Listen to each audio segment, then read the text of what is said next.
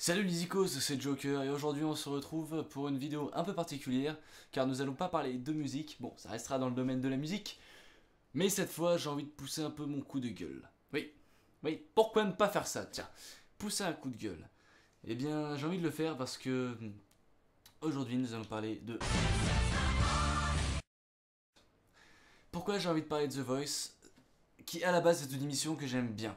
Bien, car j'ai ouvert les yeux sur cette émission, tout simplement. Donc au début, je me suis dit, oui, The Voice, c'est vraiment bien, ça permet aux jeunes artistes de se faire connaître, aux plus vieux aussi, n'importe quel féru de musique pourrait se faire connaître, et ça pourrait être intéressant pour lui, ou même pour nous, de découvrir qu'est-ce que ça donne, quel talent il pourrait y avoir, ou même le concept d'appuyer sur un buzzer pour se retourner, c'est génial tout ça. Mais ça cache quelque chose que je n'aime pas du tout.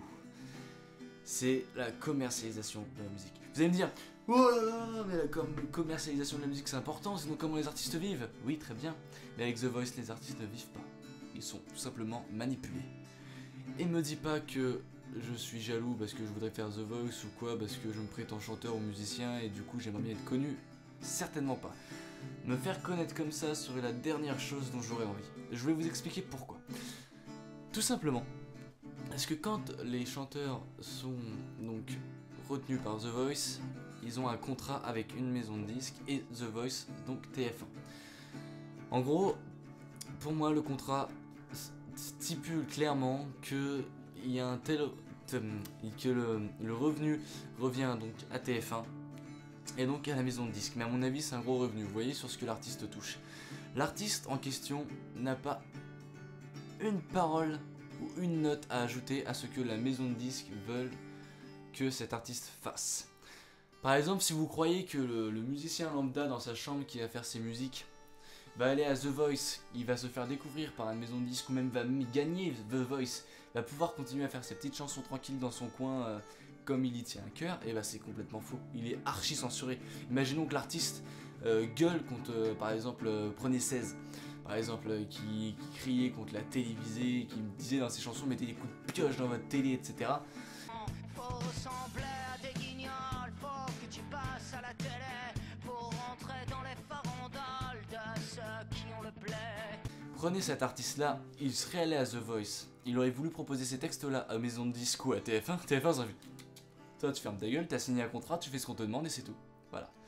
C'est des machines à pognon. Ceux qui se font donc connaître par The Voice et les maisons de disques à travers ça, ils se font carotter les amis, complètement, mais oui, donc c'est bien, vous allez vous faire connaître à The Voice, ça c'est sûr, vous allez toucher un peu d'argent, vous allez pouvoir en vivre, ça y a pas de souci, mais vous allez pas exprimer les messages que vous voudrez, ni, en fait, ça va pas être vous. Clairement, quand vous allez faire vos tubes, etc., ça va pas être vous. Certes, vous allez faire des tubes, vous allez peut-être faire des super chansons, mais déjà, c'est même pas vous qui allez les faire. C'est des musiciens qui sont payés à faire des accords, 3 accords qui marcheront pour le tube de l'été ou pour n'importe quel tube. Toujours les mêmes accords en boucle, vous mettez un Do majeur, un Sol et un Fa, et puis c'est parti avec un petit rythme, avec... Excusez-moi pour cette petite interruption, je reprends. Mon coup de gueule. Alors je disais oui, alors il faut qu'il trouve 3-4 accords qui marchent super bien et qui restent dans la tête et qui donnent envie de danser, et puis c'est bon, l'artiste gagne son pain, et alors je vous raconte même pas de TF1 et de la maison de disques qui s'en fout plein les fouilles. Voilà. Donc je voulais que vous sachiez juste que The Voice c'est pas le Saint Graal, je veux dire. Si vous par exemple vous regardez ma vidéo, imaginons, et que vous voulez participer à The Voice, j'aurais qu'une chose à vous dire. Tentez-le. C'est une expérience formidable de jouer devant un public, de jouer devant la télé, que les gens entendent votre nom.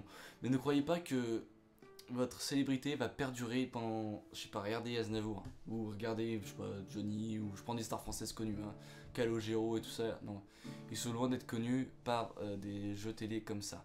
C'est une expérience inimaginable, fantastique, j'en suis certain. Mais si vous voulez vivre de la musique et pouvoir faire ce que vous voulez dans votre passion, croyez-moi, c'est pas le chemin à suivre. Je dis pas ça parce que je suis un rageux qui n'a pas les couilles de faire The Voice ou qui voudrait le faire mais qui peut pas parce qu'il a pas le talent, ce qui est fortement le cas je pense.